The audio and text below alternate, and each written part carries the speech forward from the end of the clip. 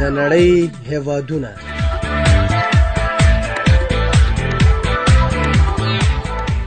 د نړۍ هېوادونه یوه معلوماتي او په زړه پورې خپرونه.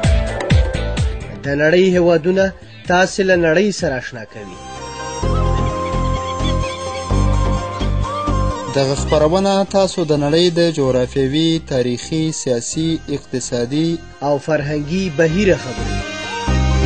غواړئ چې د نړۍ په اړه معلومات ترلاسه کړئ نو د ننګرهار ملي راډیو څخه د نړۍ هېوادونه مه هېروئ.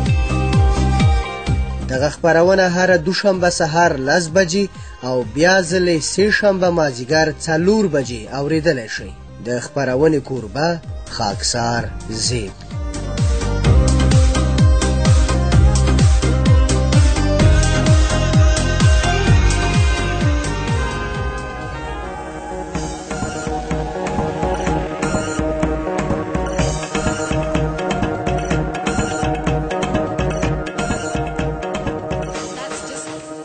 د ننګرهار د ملي راډیو قدرمن اوریدونکو السلام علیکم. درنه اوریدونکو خاکسار احمد زیب یم. په دې تمه چې روغ جوړ خوشحاله اوسئ او د ننګرهار د ملي راډیو د خپرونو تلپاتې اوریدونکي وئ. ګران اوریدونکو، د نړۍ د هېوادونو د پېژندنې خپرونه چې په دې خپرونه کې تاسو ته د نړۍ د بېلابېلو هېوادونو په باره کې معلومات درکوو. په تېره خپرونه کې تاسو د امریکا د متحده ایالاتو د کرنې، صادراتو، وارداتو، ترانسپورټ په اړه معلومات واورئ. په دې تمه چې هغه معلومات ستاسو د خوښۍ وړ ګرځېدلي وي. په نننۍ خپرونه کې تاسو ته د امریکا د متحده ایالاتو د ټولنیزې پرمختیا په اړه معلومات درکړم. په دې تمه چې د خپرونې تر پایه سره پاتې شئ.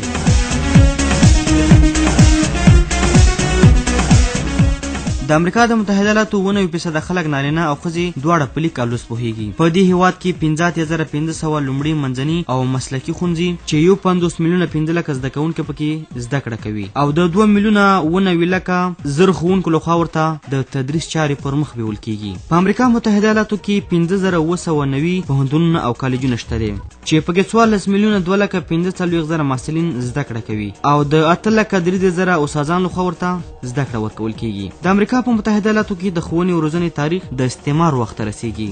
د کال 1420 په شاوخوا کې لومړني، منځني او د نیواګلند په سیمه کې د مهاجرینو لخوا په خپله خوښه جوړ شول او په 1430 کال کې د ماساچوس ولسي جرګې د جبري زده کړې په برخه کې یو قانون جوړ کړ چې وروسته بیا د دې هېواد د هغه وخت د مهاجرینو د استوګنې په نورو سیمو کې هم تطبیق شو. په کال 1914 کې د هاروالد کالج او په 1493 کې د ویلیام ایلن ماري پوهنتون جوړ شول. په امریکا متحده ایالاتو کې د خپلواکۍ څخه وروسته د زده کړې چارې ته ډیره پاملرنه شوې ده او په لسګونو انسانانو د خپلو دولتونو سره مرسته وکړه او د امریکایي ټولنې راتلونکي پرمختګ ته چمتو کړي چې اوس موږ تاسو شاهدان یو. تر دې لنډو لسیزو پورې زده کړه په امریکا کې د نژادي توپیر په بنسټ ولاړه وه او د سپینو او تورو ښوونځیو یو له بل څخه جلا و. د امریکا متحده ایالاتو زده کړه ډېر پراخه جال لري او د هېواد په ګوټ ګوټ کې ماشومان او ځوانان ښوونځیو ته تللی شي. د دې هېواد د زده کړې په سیستم کې زده کوونکي ډېر انتخاب حق لري او حرفوي او مسلکي زده کړې اوس 100% کې کلنۍ شوي دي. د امریکا د متحده ایالاتو له 15,500 لومړنیو، منځنیو او مسلکي ښوونځیو څخه 1,200 ښوونځي د کمپیوټر ټولګي او 1,900 وړیا انټرنیټ لري. د امریکا د متحده ایالاتو دولت او خصوصي سکتور دواړه زده کړې په برخه کې کار کوي او په بلیونونو ډالر پانګه په دغه برخه کې په کار اچولې ده. په دې راوروسته کلونو کې تبعیضي تګلارې هم د امریکا په متحده ایالاتو کې کمزوري شوي دي او ټولنه د عدالت او انصاف په خوا کې حرکت کوي. روغتي خدمات په امریکا متحده ایالاتو کې ډیر لوړ پړاو ته رسېدلي دي. په دغه پراخه هېواد کې هر ناروغ چې په هر ځای کې وي روغتیايي اسانتیاوې ورته رسېږي او په دې برخه کې هیڅ ستونزه نشته. ویل کېږي چې هغه روغتیايي خدمات چې په امریکا کې شته د کمیت څومروالي او د کیفیت څرنګوالي له مخې په ټوله نړۍ کې ساری نه لري. په دغه هېواد کې د ټولنیزو بیمو داسې جال شته دی چې خلکو سره د زړښت، معلولیت، ناروغۍ او د وزګارتیا په وخت کې پوره مرسته کوي. په کال 2003 کې د امریکا په متحده ایالاتو کې 348 کسانو ته د روغتون یو ډاکټر او 243 کسانو ته د روغتون یو کټر سیدو. په همدې کال کې په امریکا کې 8,20,000 کسان په ایډز او 9,200 کسان په نري رنځ اخته وو. په امریکا متحده ایالاتو کې د مذهبي عقیدو سستوب، د کورنۍ اړیکو کمزورتیا، د ځوانانو لپاره د شرابو او نورو مخدره موادو او ښځو شتون هغه لاملونه دي چې کابو 1 میلیون امریکایان په ایډز اخته دي او دغه سلواله کال په کال زیاتیږي.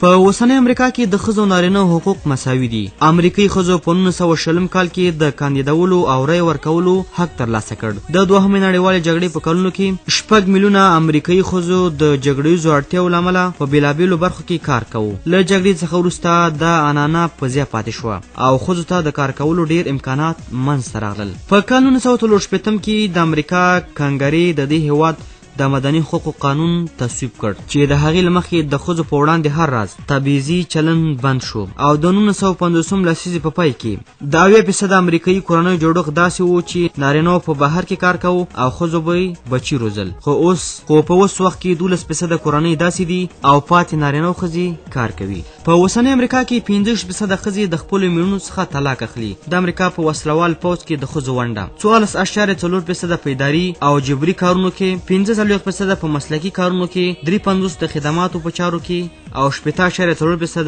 ده.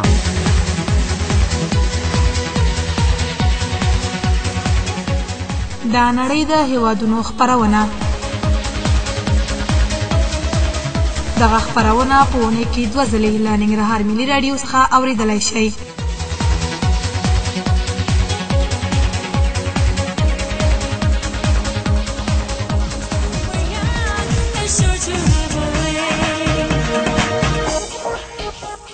درنو اورېدونکو، د خپرونې په دې برخه کې به تاسو ته په امریکا کې د هنر او پوهنې د څارنګوالۍ په اړه معلومات درکړم. په دې تمه چې دا هم راسره تر پایه واورئ.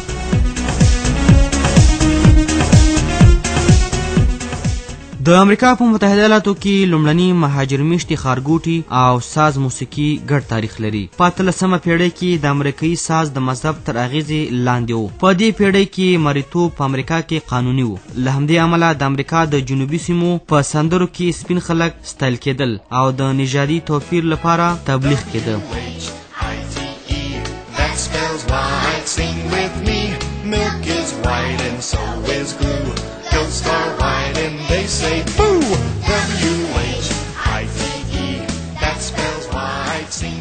لومړنۍ نړیوالې جګړې هېوادپال او حماسي ساز ته لاره پرانستله.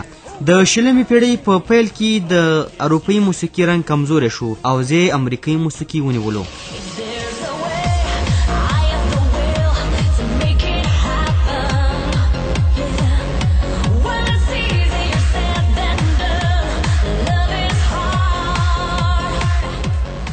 دغه موسیقي جاز نومیږي.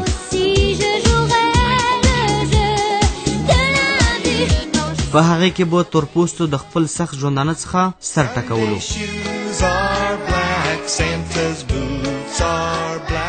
د 20مې پیړۍ په اوږدو کې جاز یو په نړیواله موسیقۍ باندې بدل شو چې اوس په افغانستان کې هم افغاني هنرمندان د جاز څخه کار اخلي.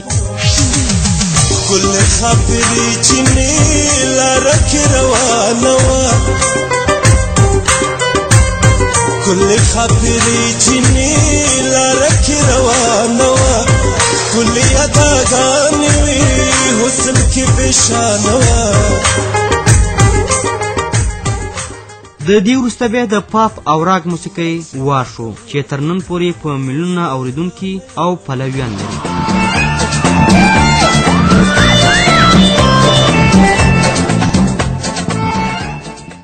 دوهم په امریکا کې تیاتر. د امریکا په متحده ایالاتو کې د تیاتر ننداره لومړنی سالون په کال 1914 کې د ویلمز بروک په ښارګوټي کې جوړ شو. په هغه وخت کې د امریکا عمومي قضا د هنري نندارو ښودلو ته تیار نو. د مثال په توګه به چا چې به په پنسلوانیا کې په کومه هنري ننداره کې برخه واخیستله 500 پونډه به جریمه کېدو. امریکایي تیاتر د 19مې پیړۍ له دوهمې نیمایي څخه وروسته خپل پرمختګ پیل کړ. په امریکا متحده ایالاتو کې په کال 1930 او کال 1940 کې داسې ستر لیکوالان پیدا شول چې تیاتر لپاره یې ټولنیزې نندارې ولیکلې. سره له دې چې فلم او سینما د تیاتر نندارچیان رقم کړي دي، خو بیا هم مورکالي نندارچیان لري. دریم په امریکا متحده ایالاتو کې سینما په امریکا متحده ایالاتو کې د نیویارک په بندري ښار کې 115 کلن تاریخ لري. په هغه وخت کې به د فلم جوړولو وسایل ډیر ساده و، خو د فلمونو مینوال ډیر زیات و چې اوس په نړۍ کې امریکا متحده ایالات د سینمایي اثارو ستر جوړونکی او صادرونکی هیواد دی. له دوهمې نړیوالې جګړې څخه وروسته د امریکا متحده ایالاتو په لویدیځ کې کې د هالیوود ښار د دې هیواد د سینمایي سوداګرۍ په لوی مرکز بدل شو. هالیوود تر اوسه پورې ځینې داسې فلمونه جوړ کړي دي چې په میلیونه ډالرو لګښت پرې شوی دی او شاهه کارونه بلل کیږي چې په نړۍ کې د هالیوود سینما او فلمونه لومړی ځای لري چې تاسو ګران اوریدونکي د هالیوود له نامه سره آشنایي لرئ.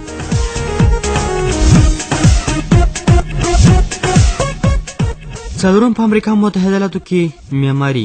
د امریکا د متحده ایالاتو معماري د دې هیواد د نورو فرهنګي برخو په څیر د څو ډوله پخواني کار اډون ترکیب بلل کیږي. د امریکا په معمارۍ کې چین، جاپان او د اروپا په شان ورته یو واحد موډل تګلاره لیدل کیږي، بلکې په دې هیواد کې هر قومي مهاجر ګروپ ځان ته خپله معماري لري او د تیرو 2-3 پیړیو کې د همدې معمارۍ ځانګړتیاو ته وده ورکړې ده. ویل کیږي چې امریکایان د نویتوب او د نوي عصر فکر غوښتونکي دي. اوس په امریکا کې د اشرافیت او دود پالنې د وخت ډیر لوی پخوانۍ ودانۍ او د امریکا د متحده ایالاتو د اوسنۍ ټکنالوژي عصر اسمانڅکي ودانۍ تر 110 پوړونو پورې څنګ په څنګ موقعیت لري. د 19مې پیړۍ په وروستیو کلونو کې ډیر ماړه او شتمن امریکایان له ښاري ژوندانه څخه په تنګ شول او ګوښه ځایونو ته یې پناه یوړله. د امریکا د متحده ایالاتو د وخت مهندسینو د جاپان د 18 او 18مې پیړیو یا د فرانسې او انګلستان د کار نمونې راواخستې او هغه د ځینې بدلونو سره په امریکا کې تطبیق کړي. د دغې بریالیتوب اقدام له نورو وروستنیو هڅو سره ښه مرسته وکړه او امریکای متحده ایالاتو ته د معمارۍ او د ودانیو پلونو، هوایي ډګرونو او نورو شخصي او عامه تاسیساتو په جوړولو کې یو ځانګړی دریځ ورکړ.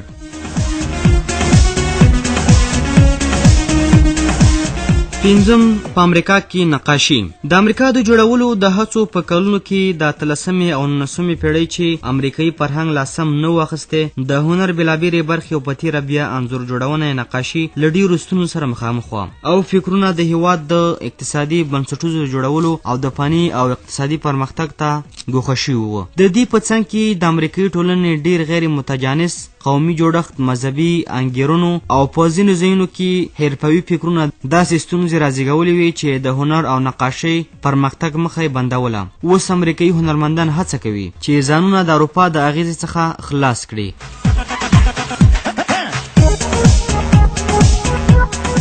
راځو د خپرونې په دې برخه کې د امریکا هیواد شعر او ادب ته.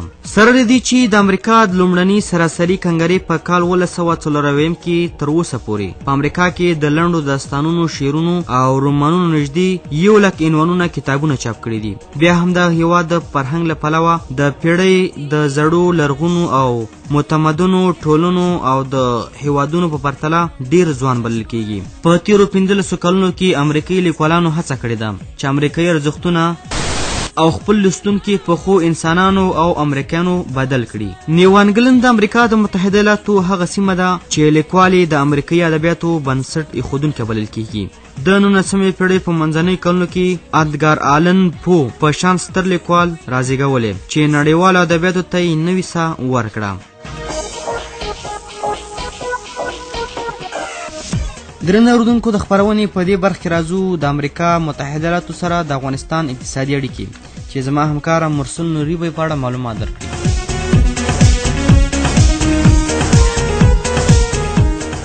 د پیژندنې له تړون څخه وروسته د افغانستان او متحده ایالاتو ترمنځ په مختلفو اقتصادي، فني او فرهنګي ډګرونو کې تړونونه لاسلیک شول. د پیژندنې له وخته د 1950 او 1990 میلادي کال د غوی تر کودتا پورې د دواړو هیوادونو ترمنځ له 60 زیاتې موافقې لاسلیک شوي دي. د امریکا متحده ایالاتو د همې نړیوالې جګړې له پای ته رسیدو وروسته له افغانستان سره خپل مرستو ته عملي جنبه ورکړه چې کولی شو په دې ډګر کې د لومړي ګام په توګه د هلمند د وادي او ارغنداب د پروژو د ودانولو یادونه وکړو. د 1950 کال د غوی له کودتا سره سم د پروژو کار تعلیق او یا هم په ټپه ودرېد. د 1991 او 1992 میلادي کال په ثور کې د مجاهدینو له بریز سره سم تمه کېدله چې د امریکا متحده ایالات به د پخوانیو پروژو پر بشپړولو برسیره د کمونیزم له اشغال څخه وروسته د افغانستان په بیارغونه کې بېساري ونډه واخلي. خو دغه هیواد چې تازه د کمونیزم له شر څخه خلاص شوی و، د ساړه جنګ په پای ته رسېدو یې افغانستان سره له دې چې چې د جهاد پر مهال د مجاهدینو قوي سیاسي پوځي او اقتصادي ملاتړ کول له یاده وایستو. افغانستان په دغه موده کې په کورنیو جګړو اخته او له بهرنیو په تیره بیا د ګاونډیانو له لاسوهنو سره لاس او ګریوان شو. د دې جګړو په ترڅ کې د القاعدې د تروریستي شبکې په ملاتړ له دیني مدارسو څخه د طالبانو توندلارو ډلو ځان ښکاره او افغانستان د تروریزم د صادرېدو په مرکز بدل کړو او له نړۍ سره یې اړیکې وشلولې. د افغانستان اسلامي دولت په هغه کې له نړۍ څخه یو زیات شمېر هیوادونو سره د تماس په حال کې و. د 2001 میلادي کال د سپټمبر 11 افغانستان یو ځل بیا د نړیوالې ټولنې د توجه وړ وګرځاوه او د طالبانو له نسکېدو وروسته امریکا متحده ایالاتو د سیاسي اړیکو ترڅنګ له افغانستان سره خپل اقتصادي اړیکې له سره پیل کړې چې د طالبانو له نسکېدو وروسته د افغانستان په بیارغونه کې له مهمو هیوادونو څخه ګڼل کیږي. همدارنګه په دې وروستیو وختو کې د امریکا د جمهور رئیس په وړاندیز د هغه هیواد د کانګرس 8 میلیارډ ډالر د عراق او افغانستان د بیارغونې لپاره تصویب کړل چې دا په خپل د افغانستان په اقتصاد باندې د امریکا د متحده ایالاتو د ونډې څرګنده نښه ده. درنو اردوونکو، مرسول نوري و تاسو د افغانستان او امریکا متحده ایالاتو د اقتصادي اړیکو په باره کې معلومات درکړو. قدرمن اردوونکو، د خپرونې د پیل شوي دي که چیرې تاسو د دې خپرونې په اړه کوم انتقاد پیشنهاد لرئ په www.rtnننګرهار.com کې موږ ته رالیږلی شئ. تر بلې خپرونې پورې خدسر زیب ته اجازه ورکړئ. خوشحاله اوسئ. د خدای په امان.